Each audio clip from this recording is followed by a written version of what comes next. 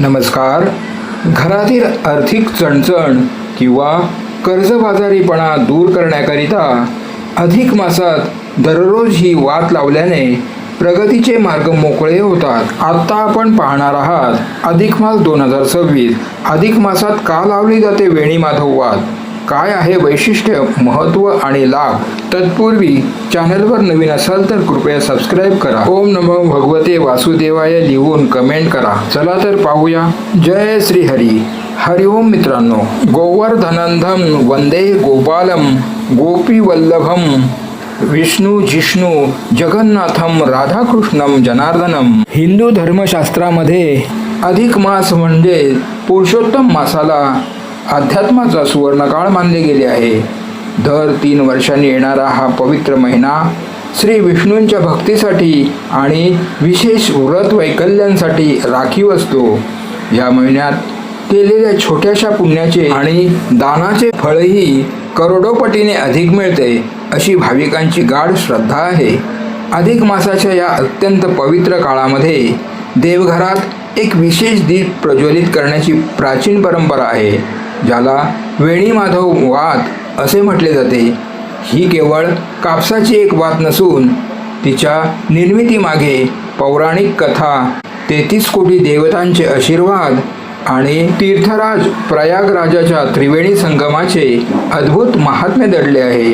चला तर मग या विशेष व्हिडिओमध्ये आपण वेणी माधव वातीचे अनोखे वैशिष्ट्य, त्यामागील रंजक पौराणिक कथा आणि लावल्याने मिळणारे लाभ सविस्तर जाणून घेऊया. अधिक मास 2026 17 मे 2026 ते 15 जून 2026 दरम्यान येत असून या पवित्र महिन्यात श्री विष्णूंची म्हणजेच पुरुषोत्तम भगवानांची पूजा करण्याचे विशेष महत्त्व आहे. अधिक मासात देवघरात किंवा विष्णू मंदिरामध्ये वेणी माधव वात प्रज्वलित करण्याची अत्यंत जुनी आणि आध्यात्मिक परंपरा आहे. या वातीचे नाव वेणी माधव का आहे, तिचे महत्त्व, वैशिष्ट्य आणि लाभ काय आहेत हे आपण एका सुंदर कथेच्या आणि शास्त्राच्या माध्यमातून समजावून घेऊया. वेणी माधव वातीची पौराणिक कथा. भगवान वेणी माधव आणि अधिक मासाच्या या वातीची कथा अतिशय रंजक आणि मनाला भक्तिभावाने भारून टाकणारी आहे. पद्मपुराण आणि स्कंदपुराणात या कथेचे मूळ आढळते. चला तर मग ही वेणी माधव वातीची सविस्तर पौराणिक कथा सविस्तर समजावून घेऊया. 1. प्रयागराजाचा त्रिवेणी संगम आणि वेणी माधव. पौराणिक काळापासून प्रयागराज, ज्याला आपण अलाहाबाद म्हणतो, हे सर्व तीर्थक्षेत्रांचा राजा म्हणजेच तीर्थराज मानले जाते. या ठिकाणी 3 पवित्र नद्यांचा संगम होतो. 1. गंगा, जी शुभ्र आणि भक्तीचे प्रतीक आहे. 2. यमुना, जी श्यामवर्णीय आणि कर्माचे प्रतीक आहे. 3. सरस्वती, जी गुप्त असून ज्ञानाचे प्रतीक आहे. जेव्हा या 3 नद्या एकत्र येतात तेव्हा त्यांची रचना एखाद्या स्त्रीच्या केसांच्या वेणीसारखी म्हणजेच गुंफलेली दिसते. भगवान विष्णू या त्रिवेणी संगमावर माता लक्ष्मीसह क्षेत्रपाल म्हणजेच रक्षक म्हणून निवास करतात. नद्यांच्या या वेणीसारख्या संगमावर निवास करत असल्यामुळे आणि विष्णूंचे एक नाव माधव असल्यामुळे येथे त्यांना वेणी माधव असे नाव मिळाले. प्रयागराजाची यात्रा वेणी माधवांच्या दर्शनाशिवाय पूर्ण मानली जात नाही. 2. मलमासाची व्यथा आणि उपेक्षा.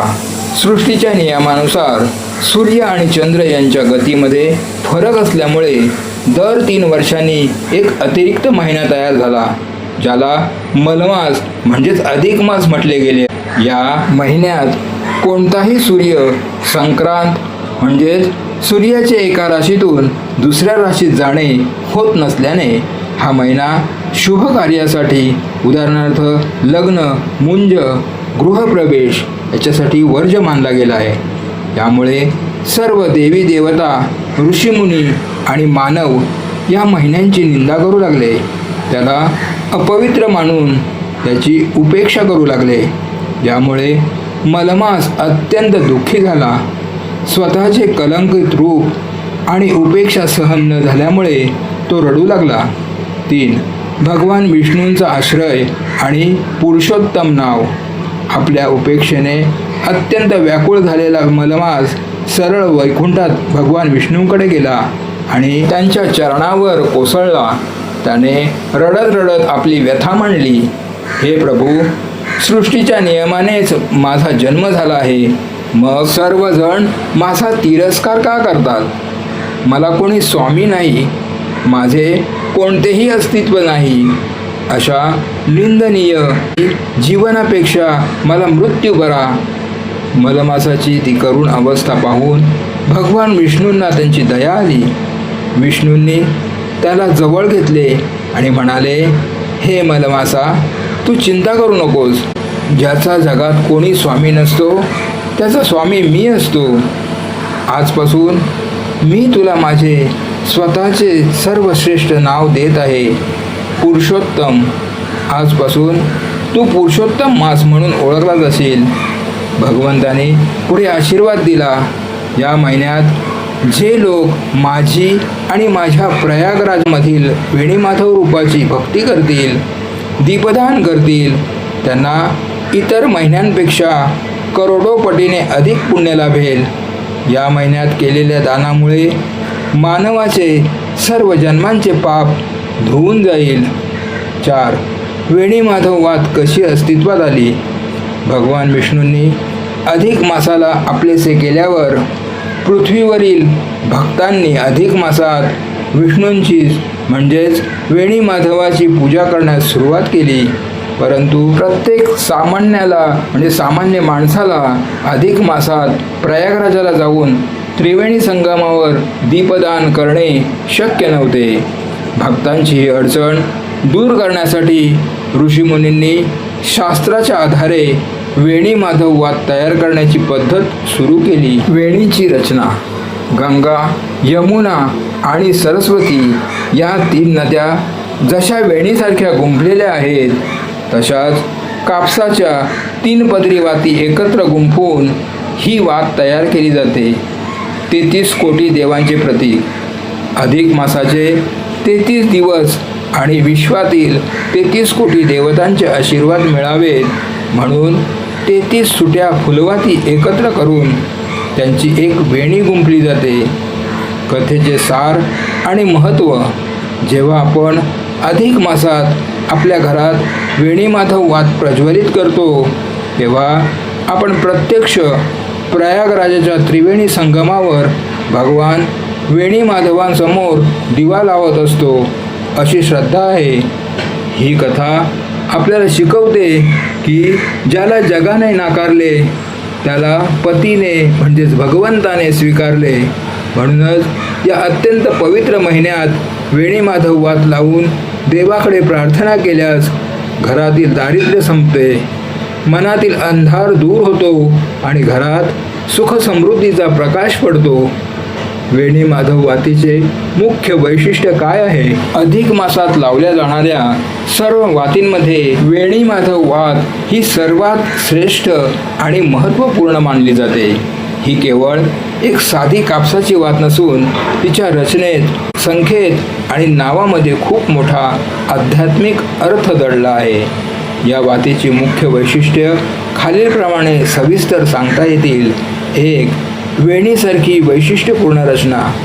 या वातीचे सर्वात पहिले आणि डोळ्यात भरणारे वैशिष्ट्य म्हणजे तिची रचना. ही वात एक साध्या वातीसारखी सरळ किंवा गोल नसते. ज्याप्रमाणे स्त्रिया आपल्या केसांची 3 पदरी वेणी गुंफतात, अगदी त्याचप्रमाणे कापसाच्या सुताचे 3 पदर घेऊन ही वात हाताने सुंदर वेणीसारखी गुंफली जाते. ही रचना दिसायला अत्यंत सुबक आणि आकर्षक असते. 2. त्रिवेणी संगमाचे जिवंत प्रतीक. प्रयागराज म्हणजेच अलाहाबाद येथे गंगा, यमुना आणि गुप्त सरस्वती या 3 पवित्र नद्यांचा संगम झाला आहे. या तिन्ही नद्यांच्या प्रवाहाची एकत्र मिळून होणारी रचना हुबेहूब एखाद्या वेणीसारखी दिसते. या वातीचे तीन पदर म्हणजेच या तीन पवित्र नद्या मानल्या जातात. घरात ही वात प्रज्वलित करणे म्हणजे प्रत्यक्ष त्रिवेणी संगमावर दीपदान करण्यासारखे मानले जाते. 33 या अंकाचे अनोखे गणित म्हणजेच 33 फुलवातींची गुंफण. वेणीमाधव वातीचे सर्वात महत्त्वाचे वैशिष्ट्य म्हणजे तिच्यात वापरली जाणारी वातींची संख्या. ही वात बनवताना 33 सुट्या फुलवाती घेतल्या जातात. 33 दिवसांचा मेळ सौर वर्ष आणि चंद्रवर्ष यामधील फरक भरून काढण्यासाठी अधिक मासात जे अतिरिक्त दिवस येतात त्यांची संख्या 33 असते. 33 कोटी देवता. हिंदू धर्मात मानल्या गेलेल्या 33 कोटी म्हणजे 33 प्रकारच्या देवतांच्या कृतज्ञतेसाठी हा 33चा आकडा वापरला जातो. या 33 फुलवातींना एकत्र करून त्याचे 3 भाग करून ही वेणी गुंफली जाते. 4. त्रिदेव आणि त्रिगुणांचे प्रकटीकरण.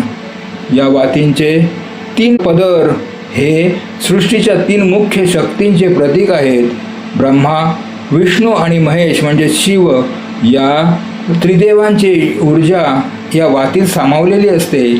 मानवी जीवनातील सत्व, रज आणि तम या 3 गुणांवर नियंत्रण ठेवून मनाला सात्विक बनवण्याची क्षमता या वातीच्या प्रकाशात असते असे मानले जाते. 5. अखंड आणि संत जळणारा प्रज्वलित प्रकाश. 33 फुलवाती एकत्र गुंफलेल्या असल्यामुळे ही वात बरीच जाड आणि मजबूत होते. जेव्हा ही वात शुद्ध गाईच्या तुपात किंवा तिळाच्या तेलात भिजवून लावली जाते तेव्हा ती अत्यंत संत, शांत आणि दीर्घकाळ जळते. या वातीची ज्योत मोठी आणि तेजस्वी असते जी घरातील नकारात्मक ऊर्जा क्षणात जाळून भस्म करते. थोडक्यात सांगायचे तर इतर वाती आपण रोजच्या पूजेत वापरतो, पण वेणीमाधव वात ही केवळ अधिक मासासाठी बनवलेली विशेष आध्यात्मिक कलाकृती आहे. 33 देवतांचे आशीर्वाद, 3 पवित्र नद्यांचे पुण्य आणि भगवान विष्णूंची कृपा एकाच वेळी मिळवून देणारे माध्यम म्हणजेच ही वेणीमाधव वात होय. महत्त्व आणि लाभ.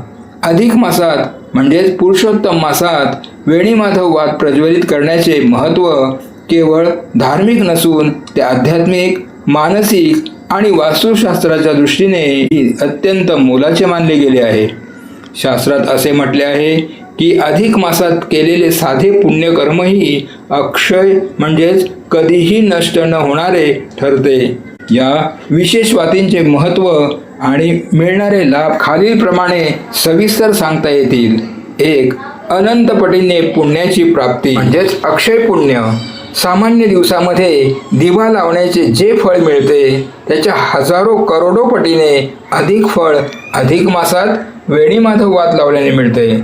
भगवान विष्णूंनी स्वतः मलमासाला पुरुषोत्तम मास हे नाव देऊन आशीर्वाद दिला होता की या महिन्यात जो कोणी माझी दीपदानाने पूजा करेल त्याचे सर्व व्रत सफळ होतील. 2. घरात स्थिर लक्ष्मीचा वास. वेणीमाधव हे भगवान विष्णूंचे रूप आहे आणि जिथे विष्णूंची पूजा होते तिथे माता लक्ष्मी स्वतःहून आकर्षित होते. 33 फुलवातींच्या ऊर्जेने युक्त असलेला हा दिवा जेव्हा अधिक मासात शुद्ध गाईच्या तुपाने लावला जातो तेव्हा घरातील दारिद्र्य कळा किंवा पैशांची नड दूर होते. यामुळे घरात पैसा केवळ येत नाही तर तो विनाकारण खर्च न होता घरात स्थिर राहतो म्हणजेच बरकत राहते. 3. तीर्थयात्रेचे आणि त्रिवेणी स्नानाचे फळ. प्रत्येक व्यक्तीला अधिक मासाच्या पवित्र काळात प्रयागराज म्हणजेच अलाहाबाद येथे जाऊन त्रिवेणी संगमावर स्नान करणे किंवा दीपदान करणे शक्य होत नाही. शास्त्रात असे सांगितले आहे की जर तुम्ही शुद्ध भावाने घरातच वेणीमाधव वात प्रज्वलित केली तर तुम्हाला प्रयागराज येथे प्रत्यक्ष जाऊन त्रिवेणी संगमावर दीपदान केल्याचे संपूर्ण पुण्य घरात बसून मिळते. 4. 33 कोटी देवतांचे सामूहिक आशीर्वाद. या वातीमध्ये 33 सुट्या फुलवाती एकत्र करून वेणी गुंफलेली असते. हिंदू धर्मात 33 कोटी म्हणजे 33 प्रकारच्या देवता मानल्या गेल्या आहेत. जेव्हा तुम्ही ही एक वात पेटवता तेव्हा ती 33 वातींची ज्योत एकत्र जळते. याचा अर्थ तुम्ही एकाच वेळी 33 कोटी देवतांना दीप दाखवून कृतज्ञता व्यक्त करत आहात, ज्यामुळे सर्व देवतांचे सामूहिक आशीर्वाद कुटुंबाला मिळतात. 5. वास्तुदोष आणि नकारात्मकतेचे निवारण. 33 वाती एकत्र जळाल्यामुळे या दिव्याची ज्योत अत्यंत तेजस्वी आणि मोठी असते. विज्ञान आणि वास्तुशास्त्रानुसार या ज्योतीतून निघणाऱ्या सात्विक लहरी घरातील वातावरणातील जंतू, नकारात्मक ऊर्जा आणि नैराश्य दूर करतात. ज्या घरांमध्ये सतत वादविवाद होतात, क्लेश असतो, तिथे ही वात लावल्याने शांतता निर्माण होते आणि सदस्यांमधील प्रेम वाढते. 6. पितृदोष शांती आणि पूर्वजांना गती. अधिक मासातील दीपदानाचा संबंध पितरांशी जोडला गेला आहे. या महिन्यात वेणी माधव वात लावून ती देवापाशी किंवा घराच्या मुख्य दारापाशी तसेच दक्षिण दिशेला तोंड करून लावल्यास पितर तृप्त होतात, त्यांच्या आत्म्याला गती मिळते आणि कुटुंबाला लागलेला पितृदोष दूर होतो अशी मान्यता आहे. 7. सर्व पापे आणि दुःखातून मुक्ती. जाणते अजाणतेपणी माणसाकडून घडणाऱ्या चुका आणि पापे कर्माच्या रूपात पाठीशी राहतात. अधिक मासात भगवान पुरुषोत्तमांसमोर ही वात लावून ओम नमो भगवते वासुदेवाय मंत्राचा जप केल्याने जन्मांतराचे पाप क्षीण होते आणि मानवाला मानसिक क्लेशातून, रोगातून आणि संकटातून मुक्ती मिळते. लाभ मिळवण्यासाठी विशेष नियम.